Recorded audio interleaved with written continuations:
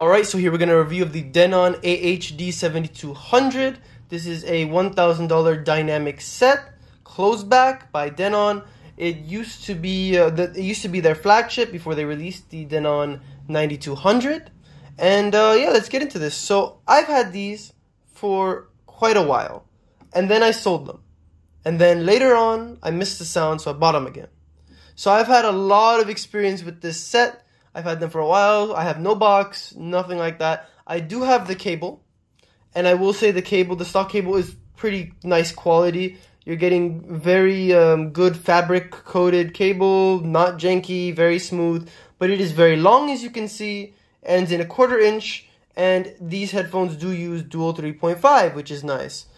So you can get pretty easily aftermarket cables if you want a shorter cable. This is definitely not some hi-fi man crappy cable. This is good quality stuff, but I don't use it because it's just too long and I don't have the use for it. Now, let's get into build quality. Build quality wise, these are excellent. As you can see, this is a real wood, gorgeous ear cups. I love the way these ear cups look. It is all metal frame. I think this is aluminum. And then leading to, this is all sheepskin leather, real sheepskin leather. And yeah, that's it for the build. Let's talk about now the main issue with these headphones I have. And the reason I sold them the first time, comfort. These are, I think my power just went out, 1 second. No, my light just went out, okay. So, these are not comfortable at all. So, these were almost unbearable to wear for me for a while because this headband has, we'll talk about these things in a second, but it has almost, no padding. It's kind of miserable, and it's just very hard. I think this is either metal or plastic in here, and it's just no good, no good. You can't wear this for very long if you don't have, at least I couldn't, if you don't have something like these to cushion it. These are called Dekoni nuggets. I'll link them in the description if you're interested. But I put them in this orientation. Usually you put them, this way, like 3 of them or something like that. But I found that this led to the best comfort for me. One having this way, one this way, one this way. And it cushioned the top of my head very well. And it became from unwearable to wearable enough. It didn't make these like an actual comfortable all-day listening set. I couldn't make them like that. I did try other pads, which we'll get into a second. My printer made a great attempt, as you can see, to print the picture of these pads. But I ended up staying with the stock pads. We'll get into that in a bit. Now, the stock pads for the actual ear cups is okay. I mean, it's very, like rounded, if that makes sense. Like, this is not like a flat thing. This is a rounded part. And the opening is not that big. It's fine. The pads are okay for the Earpads. I still would rather something more comfortable, but good enough. Now with these and with the stock pads, these have become comfortable enough for me to comfortably wear, but not for very, very long periods of time or anything like that. Now, a headphone's got to be really, really good sounding for me to want to still keep them after saying that about the comfort. And they are. They just are. Now, let's go bass, mids, highs like I like to do. Bass, the best part of the headphones. The best bass almost in any headphone I've ever heard. Pretty much ever. Or no IEM headphone, nothing I've heard with, except maybe some speakers. But no headphone I've ever heard with better bass than this. This is just incredible bass. Natural. With great texture. Great impact.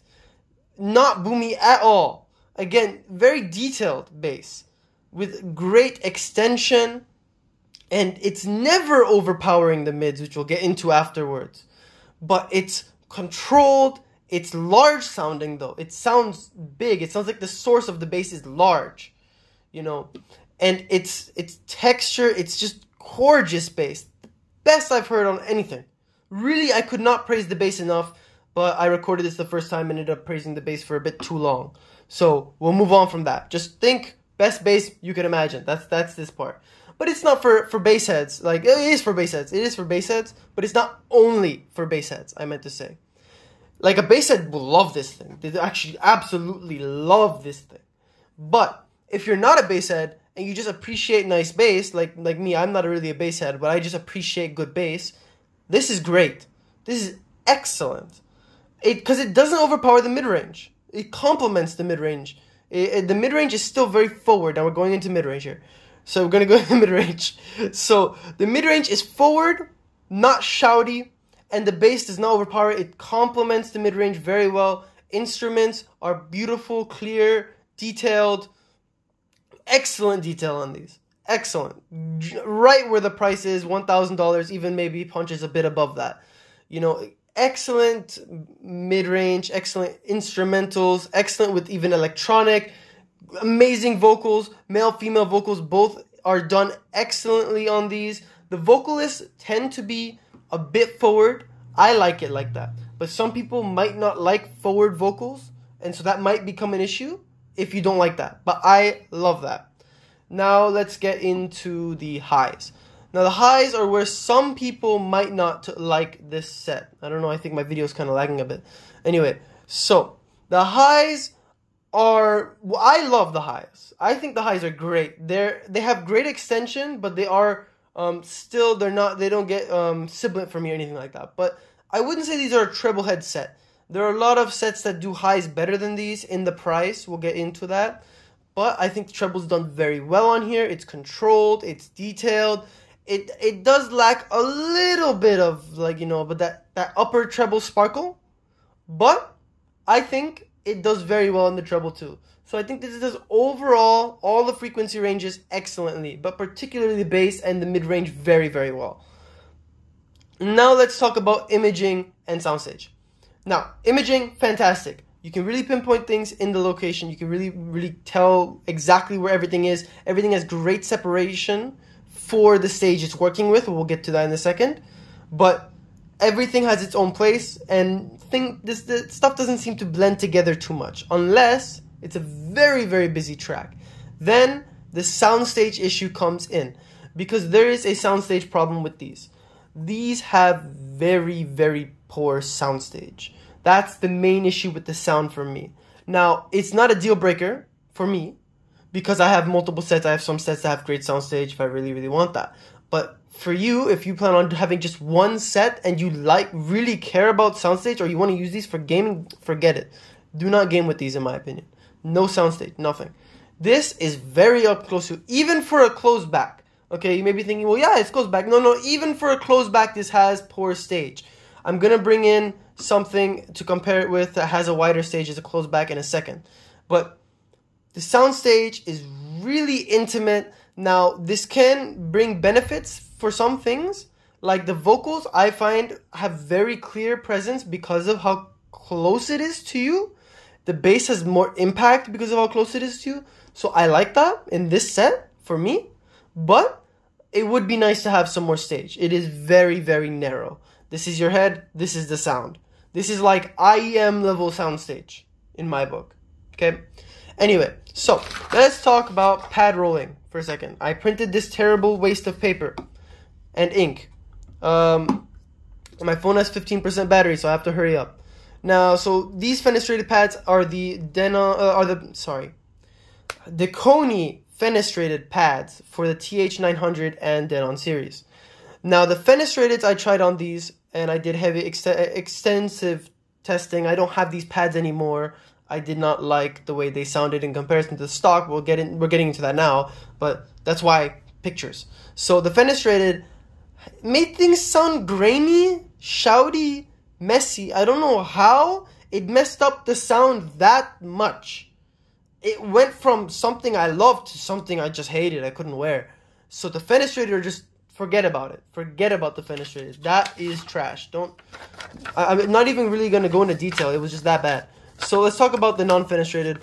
Let's talk about just the regular sheepskin. Now, the sheepskin pads, these actually are a decent option. I liked the way these sounded. Not as much as the stock, but I liked the way these sounded. These opened up the stage a bit. They are a bigger pad, makes sense. The stage widened, but not by too much. It's still a very close stage, but it's bigger than the stock pads. The bass increased by quite a bit. Now, these are already a bass-heavy set, as I said. But with these, you really got like a cannon of bass. like really just loud bass, and it made the mid-range a little bit recessed. Not too much, but it recessed the mid-range a bit. And the highs were pretty much the same. Maybe a little bit less quality, but overall the same. I think I would say overall the same.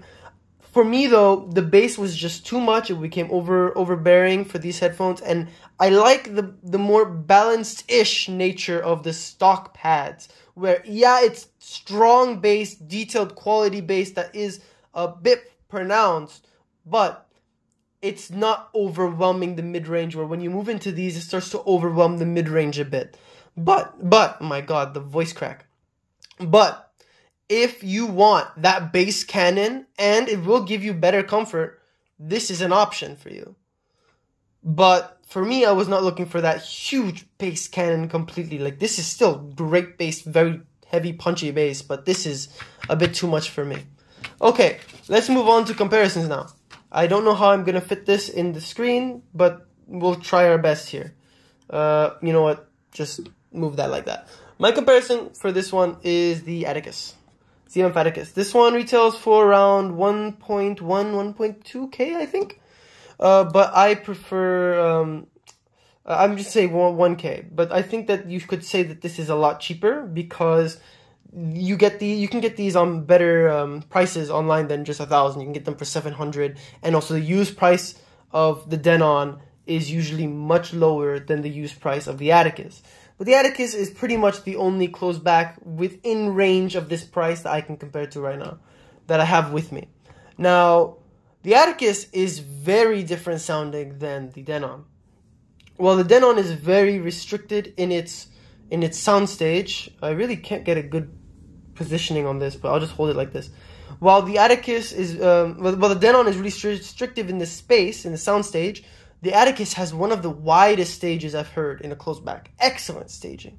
And the imaging is, I think, even better than the Denon's. Excellent imaging, excellent stage. If you want to game with these, you can, but they're a bit colored sound for that. I think that this excels with music. Just like I think also the Denon excels with music.